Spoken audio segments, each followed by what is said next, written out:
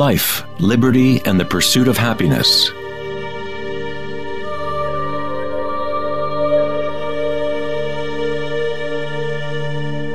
We live our lives pursuing happiness out there, as if it is a commodity. We have become slaves to our own desires and craving.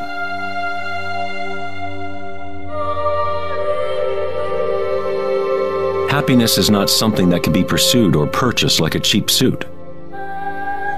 This is Maya, illusion, the endless play of form. In the Buddhist tradition, samsara, or the endless cycle of suffering, is perpetuated by the craving of pleasure and aversion to pain.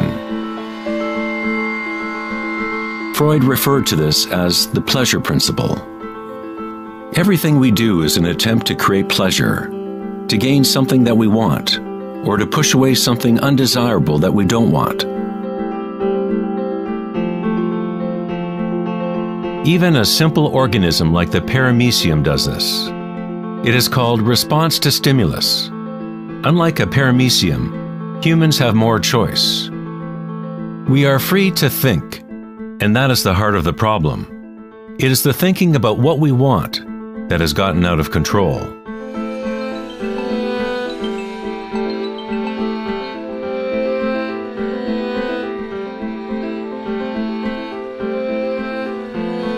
Safety systems armed. 10, 9, 8, 7, 6, 5, 4, 3, 2, 1, 0. And liftoff of Endeavour, going where east and west do meet at the International Space Station. The dilemma of modern society is that we seek to understand the world not in terms of archaic inner consciousness, but by quantifying and qualifying what we perceive to be the external world by using scientific means and thought. Thinking has only led to more thinking and more questions. We seek to know the innermost forces which create the world and guide its course. But we conceive of this essence as outside of ourselves, not as a living thing intrinsic to our own nature. It was the famous psychiatrist Carl Jung who said, "One who looks outside dreams. One who looks inside awakes." It is not wrong to desire to be awake, to be happy. What is wrong is to look for happiness outside when it can only be found inside.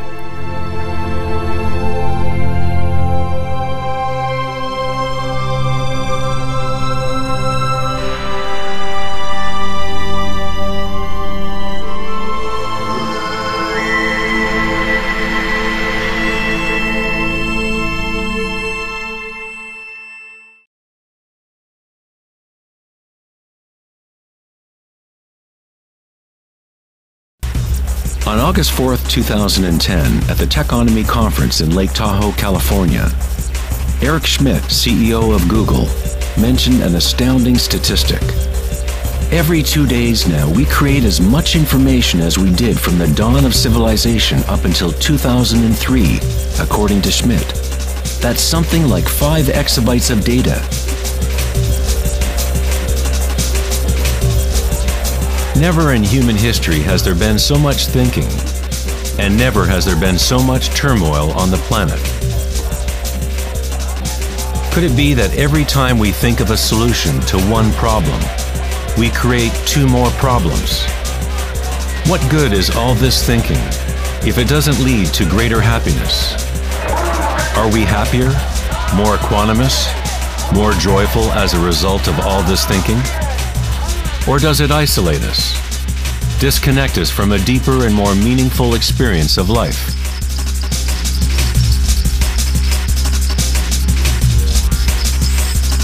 Thinking, acting, and doing must be brought into balance with being. After all, we are human beings, not human doings.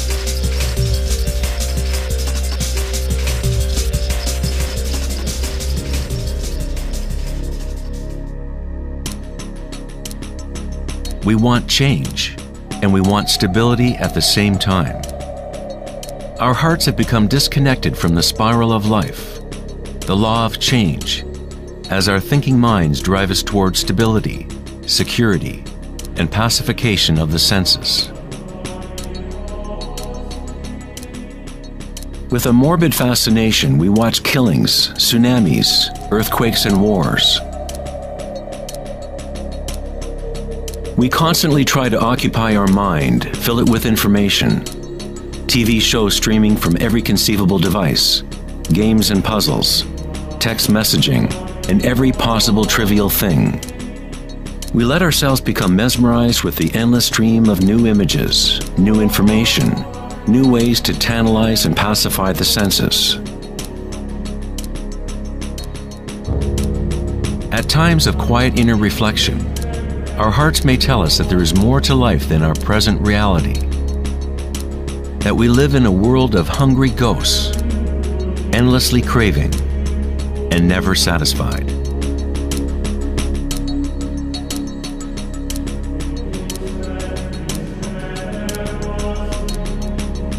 We have created a maelstrom of data flying around the planet to facilitate more thinking, more ideas about how to fix the world, to fix the problems that only exist because the mind has created them. Thinking has created the whole big mess that we are in right now.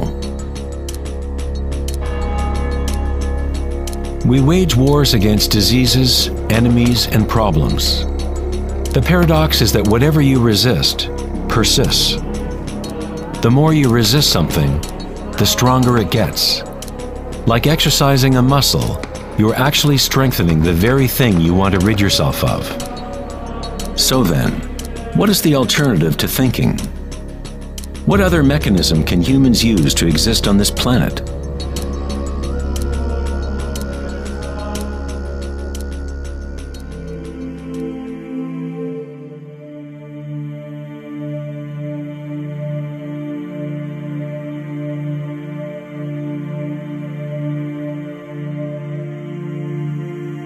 While Western culture in recent centuries has focused on exploring the physical by using thought and analysis, other ancient cultures have developed equally sophisticated technologies for exploring inner space. It is the loss of the connection to our inner worlds that has created imbalance on our planet. The ancient tenet, know thyself, has been replaced with a desire to know and experience the outer world of form. Answering the question, who am I, is not simply a matter of describing what is on your business card.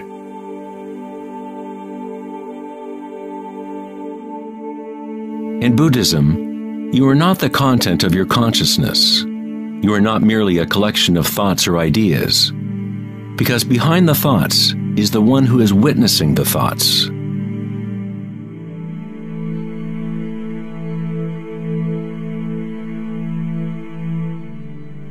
The imperative know thyself is a Zen koan, an unanswerable riddle.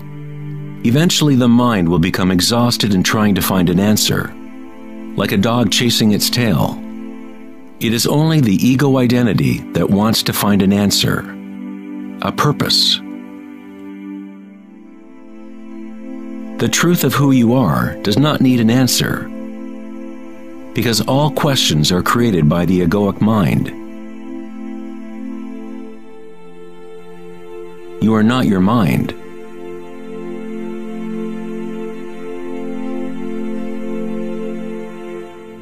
The truth lies not in more answers, but in less questions. As Joseph Campbell said, I don't believe people are looking for the meaning of life as much as they are looking for the experience of being alive.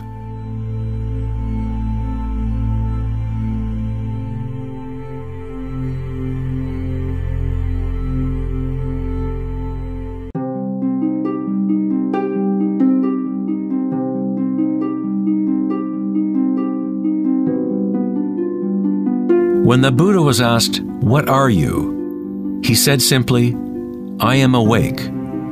What does this mean, to be awake?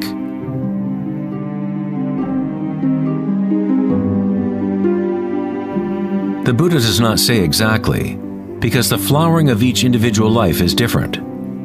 But he does say one thing. It is the end of suffering. Every major religious tradition has a name for the state of being awake: heaven, nirvana, or moksha.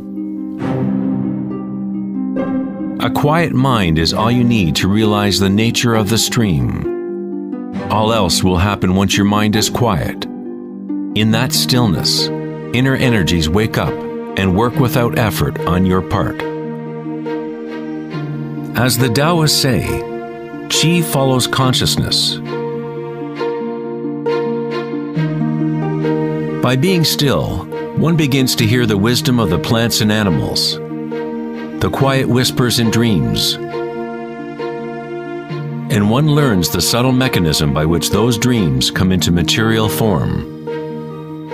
In the Tao Te Ching, this kind of living is called Wei Wu Wei. Doing, not doing. The Buddha spoke of the middle way as the path that leads to enlightenment. Aristotle described the golden mean, the middle between two extremes, as the path of beauty. Not too much effort, but not too little either. Yin and yang in perfect balance.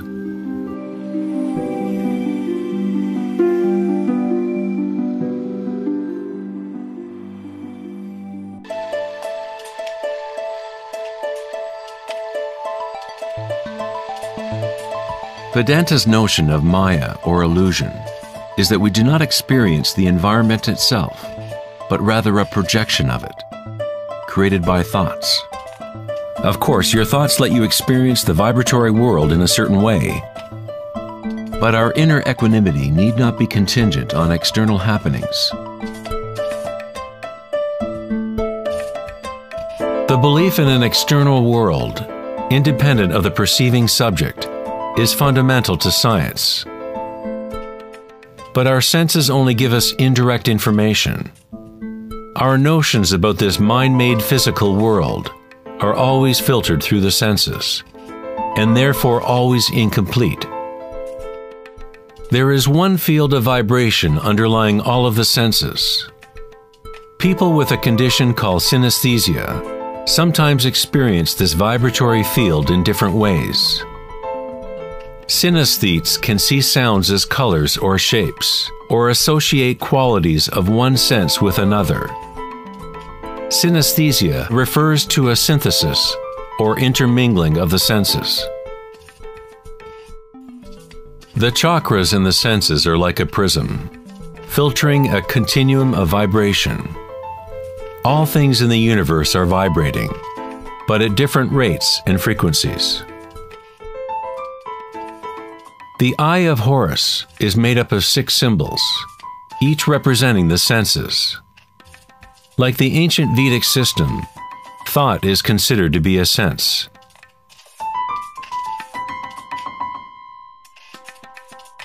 Thoughts are received simultaneously as sensations are experienced on the body. They arise from the same vibratory source. Thinking is simply a tool, one of 6 senses. But we have elevated it to such a high status that we identify ourselves with our thoughts. The fact that we do not recognize thinking as one of the 6 senses is very significant. We are so immersed in thought that trying to explain thought as a sense is like telling a fish about water. Water? What water?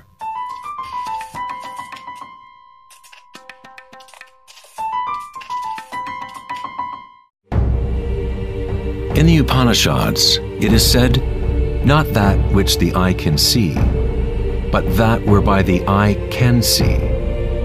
Know that to be Brahman, the eternal, and not what people here adore. Not that which the ear can hear, but that whereby the ear can hear. Know that to be Brahman, the eternal, and not what people here adore. Not that which speech can illuminate, but that by which speech can be illuminated. Know that to be Brahman, the eternal, and not what people here adore.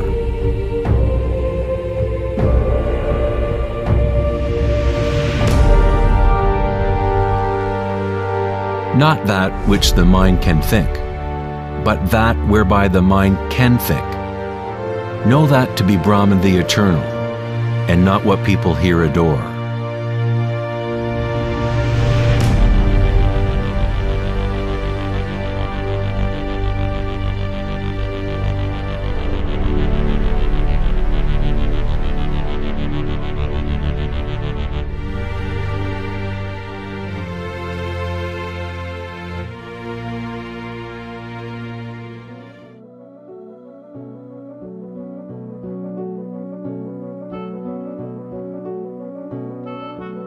In the last decade, great advances have taken place in the area of brain research. Scientists have discovered neuroplasticity, a term which conveys the idea that the physical wiring of the brain changes according to the thoughts moving through it. As Canadian psychologist Donald Hebb put it, neurons that fire together, wire together.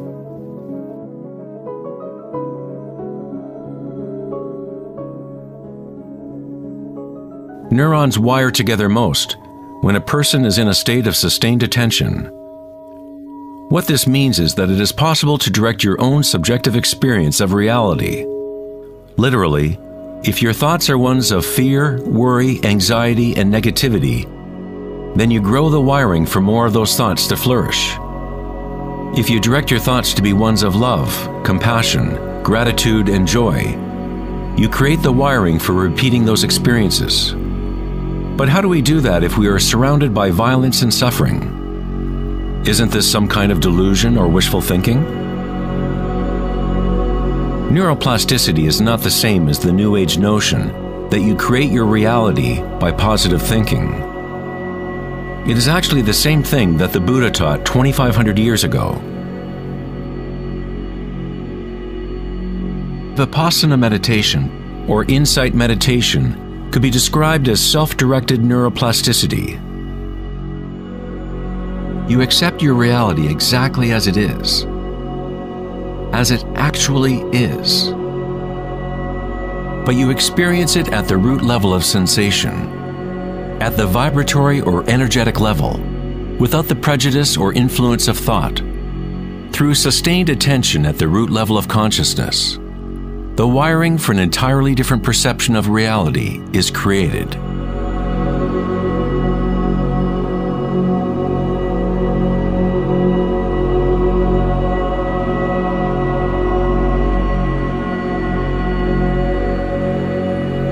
We have got it backwards most of the time. We constantly let ideas about the outer world shape our neural networks.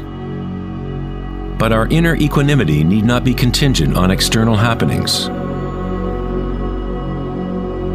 Circumstances don't matter. Only my state of consciousness matters. Meditation in Sanskrit means to be free of measurement, free of all comparison, to be free of all becoming. You are not trying to become something else. You are okay with what is. The way to rise above the suffering of the physical realm is to totally embrace it, to say yes to it, so it becomes something within you, rather than you being something within it.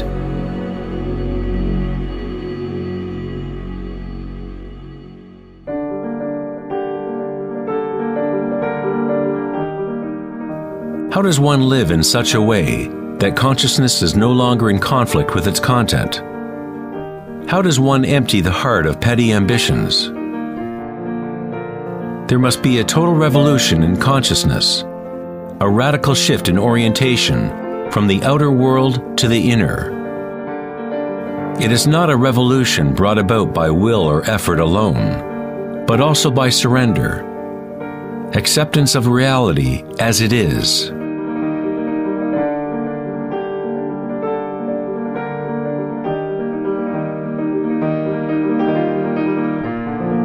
The image of Christ's open heart powerfully conveys the idea that one must open to all pain. One must accept all if one is to remain open to the evolutionary source. This doesn't mean you become a masochist. You don't look for pain. But when pain comes, which it inevitably does, you simply accept reality as it is, instead of craving some other reality. The Hawaiians have long believed that it is through the heart that we learn truth. The heart has its own intelligence, as distinctly as the brain does. The Egyptians believed that the heart, not the brain, was the source of human wisdom. The heart was considered the center of the soul and the personality. It was through the heart that the divine spoke, giving ancient Egyptians knowledge of their true path. This papyrus depicts the weighing of the heart. It was considered a good thing to go into the afterlife with a light heart. It meant that you had lived well.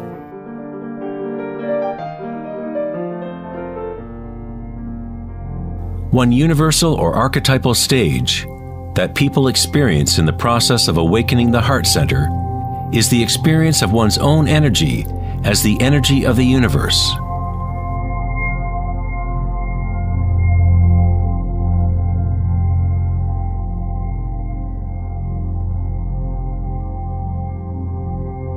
When you allow yourself to feel this love, to be this love, when you connect your inner world with the outer world, then all is one.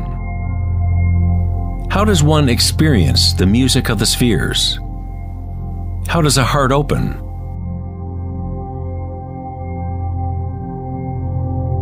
Sri Ramana Maharshi said, "God dwells in you, as you, and you don't have to do anything to be God realized or self-realized. It is already your true and natural state. Just drop all seeking, turn your attention inward, and sacrifice your mind to the one self, radiating in the heart of your very being. For this to be your own presently lived experience, self-inquiry is the one direct and immediate way.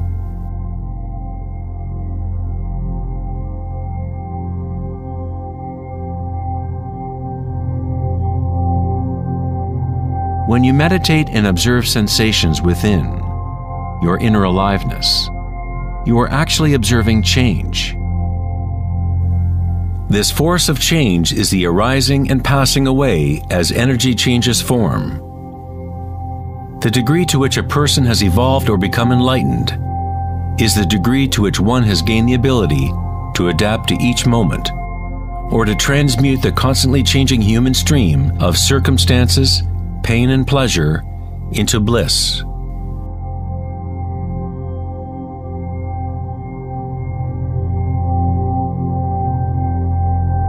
Leo Tolstoy, author of War and Peace, said, "Everyone thinks of changing the world, but no one thinks of changing him or herself."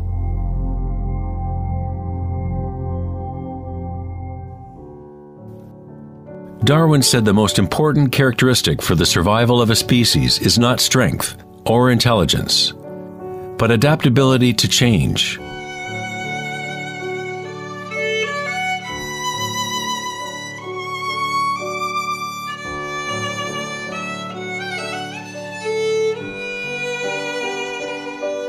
One must become adept at adapting. This is the Buddhist teaching of anicca. Everything is arising and passing away, changing, constantly changing. Suffering exists only because we become attached to a particular form.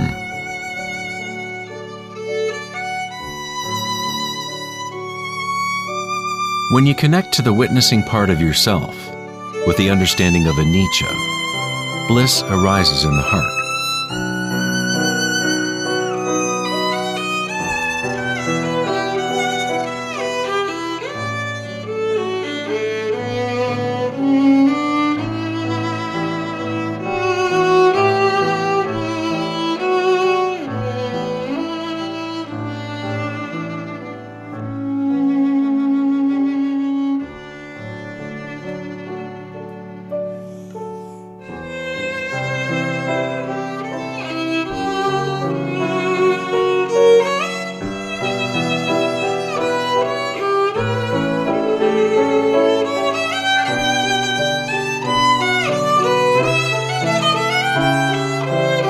Saints, sages, and yogis throughout history unanimously describe one sacred union that occurs in the heart. Whether it is the writings of St. John of the Cross, Rumi's poetry, or the tantric teachings of India, all of these different teachings try to express the subtle mystery of the heart. In the heart is the union of Shiva and Shakti, masculine penetration into the spiral of life, and feminine surrender to change, witnessing and unconditional acceptance of all that is. In order to open your heart, you must open yourself to change. To live in the seemingly solid world, dance with it, engage with it, live fully, love fully, but yet know that it is impermanent, and that ultimately all forms dissolve and change. Bliss is the energy that responds to stillness. It comes from emptying consciousness of all content. The content of this bliss energy born of stillness is consciousness, a new consciousness of the heart, a consciousness that is connected to all that is.